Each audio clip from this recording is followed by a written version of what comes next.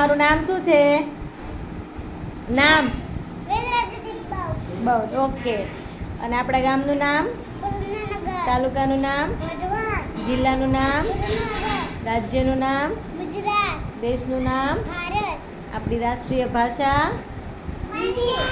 આપણો રાષ્ટ્રધ્વજ, આપણું રાષ્ટ્રીય ચલણ, પછી આપણી માતૃભાષા ગુજરાતી. હા, અને આપણા રાષ્ટ્રપિતા. પછી હમણાં ટીચરે તમારા ટીચરનું નામ શું છે? હા, તો પ્રીતિ ટીચરે હમણાં તમને શેની વાર્તા કીધી?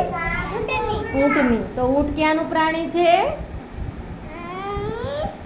ભૂલી ગયો? રણનું. Very good. પછી અહીંયા ઊંટને ઉપર ઓલી મોટી ખૂંદ હોય ને, એ શું કામ હોય? હા, કેમ કે રણમાં પાણી. હા, અને થોડુંક જ હોય. અને એની પાપણ શું કામ મોટી હોય? હા, રણમાં શું ઉડતું હોય? હા, એટલે એની ધૂળ આંખમાં જાય નહીં, એટલે એની પાપણ કેવી હોય? મોટી. અને એના પગ આમ ગોળાકાર શેપમાં શું કામ હોય? હા, રણમાં રેતીમાં ચાલી શકે એટલા માટે. Very good.